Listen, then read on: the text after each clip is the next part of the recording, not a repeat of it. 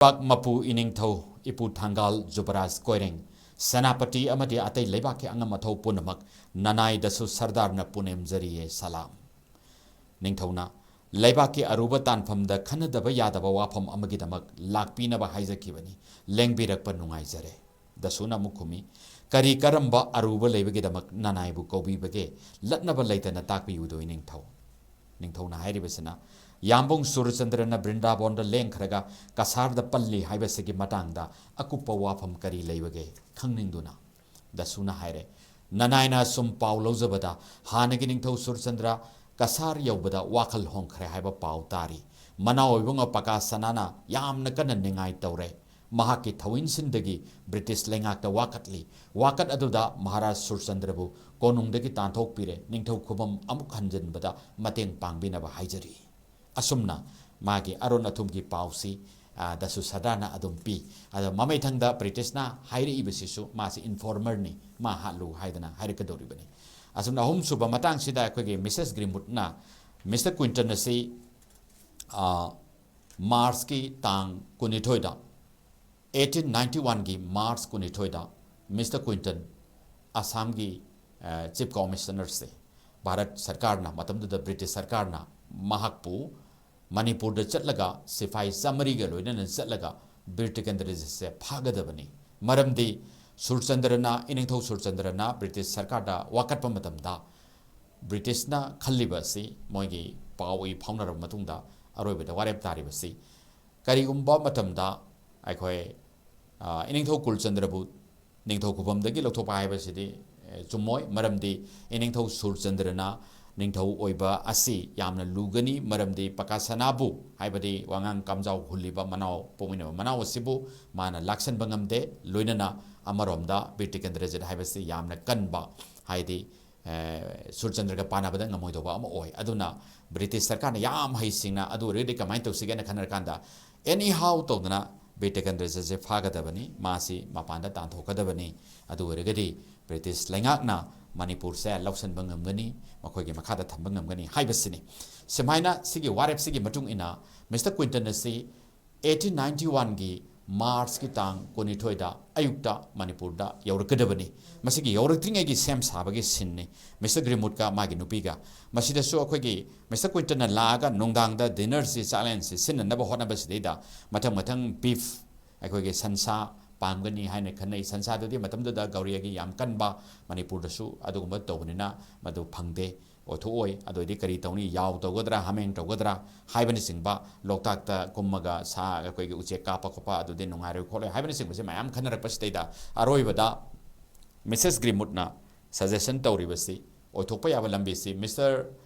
kanwasi koi Tikendrajit ki yaw manga khak matamduda samtu lowna nabagi damakta loijei haina hairi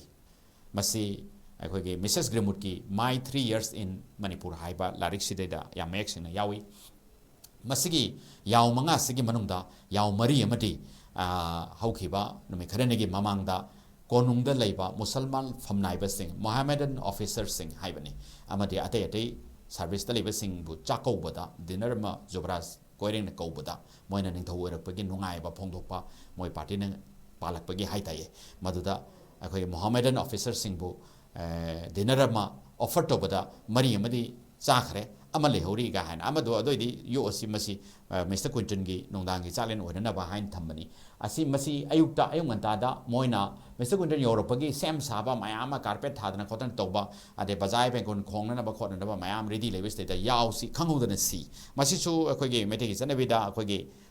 kari haitare masi prediction haitare ne English taranga prediction haitare sakina piba hadi kari gumba phatta ba lebaki akoy gi disaster ama mang takpa adugumba lanjaw ma thoni haibedogi khudamni haina akhangai sina dum takpi masi hekta turaga yawse dum sibani sirabani na chadre phumjan gare asmai tobani ado ayung antada Mr Quinton ji yauraga khudakte hekta conference ama darbar ama British residency da tawgani madeda eneng thau Kulchandra adagi thangal general adagi jubraj Tikendrajit mayam punamasi angama tho loina masi yawgodabani haina haire aduna nungsa khara haigalakpa haijaba tai pung mapan tara tarakpa si waidagi hauna kano si thangal general aduga eneng thau Kulchandra ngau sana jelanga ba haibani singba moisi Tikendrajit yauna mapanda ngai ngaha changhande thong hangde manungda saro sinaba mali haise khanga kanda thangal general na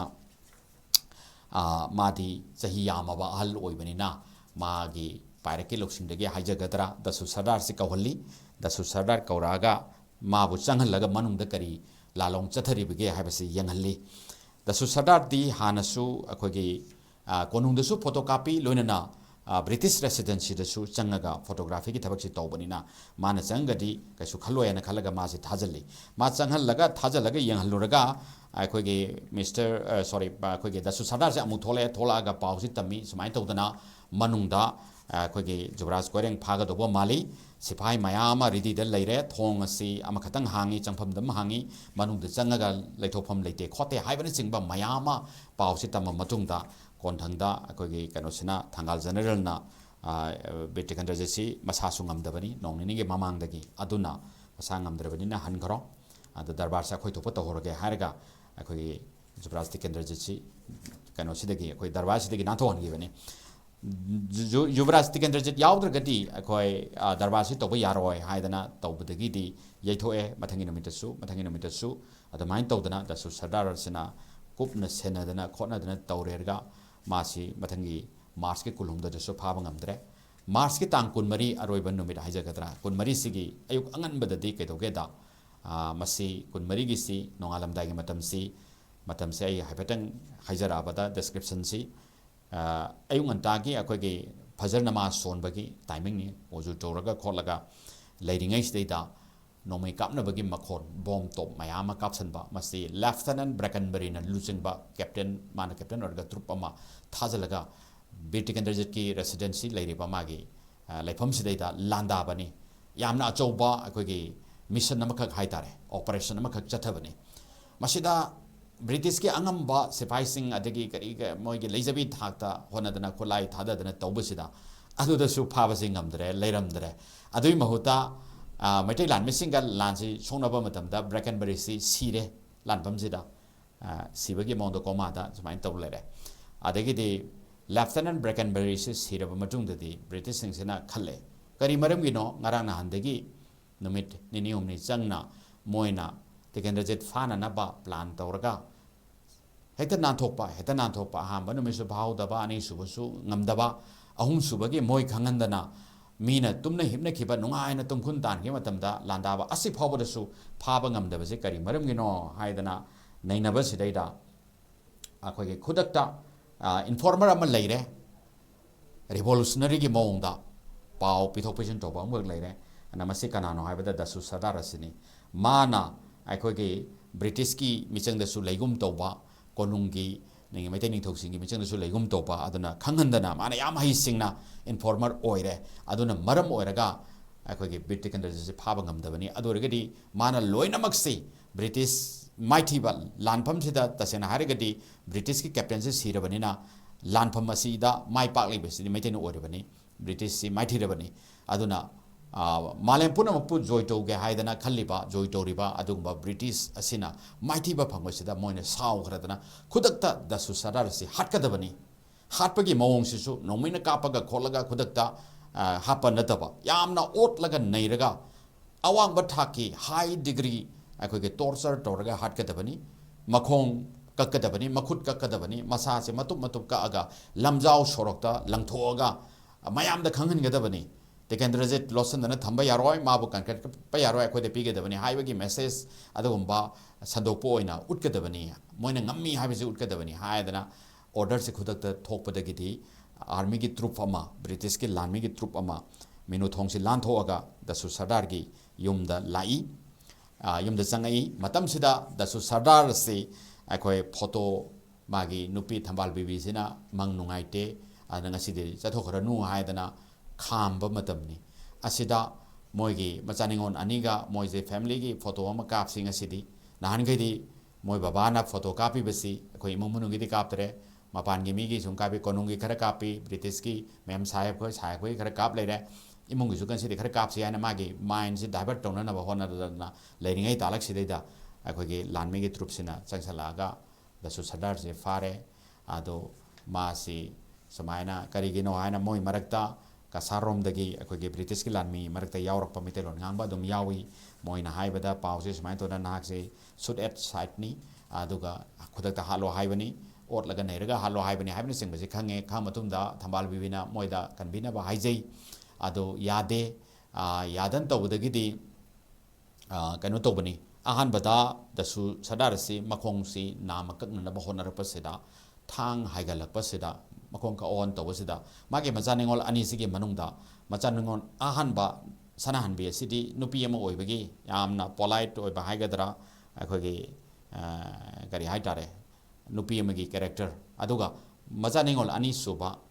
ꯁꯅꯥꯇꯣꯝꯕꯤ ꯑꯁꯤꯗꯤ ꯅꯨꯄꯥꯒꯤ ꯃꯑꯣꯡꯗ ꯃꯄꯥꯡꯒꯜ ꯈꯔ ꯐꯕ ꯑꯗꯨꯒ ꯁꯤꯡꯃꯛꯇ ꯈꯥꯏꯔꯁꯨ ꯃꯥꯅ ꯍꯦꯛ ꯈꯥꯏꯍꯟꯕ ꯑꯗꯩ ꯏꯁꯩ ꯁꯛꯄꯗꯁꯨ ꯀꯌꯥ ꯍꯩꯅꯗꯕ ꯍꯥꯏꯇꯥꯔꯦ ꯃꯥꯁꯦ ꯅꯨꯄꯥꯗꯧꯅ ꯇꯧꯕ ꯑꯗꯨꯅ ꯊꯥꯡ ꯇꯥꯁꯨ ꯈꯔ ꯑꯗꯨꯝ ꯇꯝꯍꯟꯕ ꯃꯇꯝꯗꯨꯒꯤ ꯍꯥꯏꯇꯥꯔꯦ ꯑꯗꯨꯅ ꯇꯧꯕꯁꯤꯗ ꯃꯥꯅ ꯃꯥꯒꯤ ꯑꯄꯣꯛꯄ ꯗꯁꯨ ꯁꯔꯗꯥꯔꯗ ꯍꯥꯏꯊꯔꯛꯄ ꯊꯥꯡ ꯑꯁꯤ ꯃꯨꯜꯂꯒ ꯑꯩꯈꯣꯏꯒꯤ ꯕ꯭ꯔꯤꯇꯤꯁꯀꯤ ꯁꯤꯄꯥꯍꯤꯁꯤꯒꯤ ꯃꯊꯛꯇ ꯑꯃꯨꯛ ꯃꯥꯅ ꯊꯥꯡꯁꯤꯅ ꯑꯦꯇꯦꯛ ꯇꯧꯅꯅꯕ ꯍꯣꯠꯅꯔꯛꯄꯁꯤꯗ ꯑꯇꯣꯞꯄ ꯁꯤꯐꯥꯏ ꯑꯃꯅ ꯑꯩꯈꯣꯏꯒꯤ ꯅꯨꯄꯤ ꯃꯆꯥꯁꯤꯒꯤ ꯄꯥꯝꯕꯣꯝꯗ ꯅꯣꯡꯃꯩꯅ ꯀꯥꯞꯇꯨꯅ ꯄꯥꯜꯂꯒ ꯃꯥꯁꯤ ꯂꯩꯃꯥꯏꯗ ꯇꯨꯔꯦ ꯇꯨꯔꯕ ꯃꯇꯨꯡꯁꯤꯗꯩꯗ ꯑꯩꯈꯣꯏꯒꯤ ꯕ꯭ꯔꯤꯇꯤꯁꯀꯤ ꯁꯤꯐꯥꯏꯁꯤꯡꯗ ꯃꯈꯨꯠ ꯍꯜꯂꯤ ꯍꯥꯏꯗꯅ ꯁꯥꯎꯈ꯭ꯔꯕ ꯕ꯭ꯔꯤꯇꯤꯁ ꯁꯤꯐꯥꯏꯁꯤꯡꯁꯤꯅ ꯃꯆꯥꯅꯤꯉꯣꯜ ꯑꯅꯤꯁꯤ ꯃꯁꯝ ꯄꯨꯟꯁꯤꯜꯂꯒ ꯃꯩ ꯊꯥꯔꯒ ꯑꯗꯨꯃꯥꯏꯅ ꯇꯧꯗꯅ ꯃꯄꯥꯒꯤ ꯃꯃꯥꯡꯗ ꯍꯥꯠꯂꯤ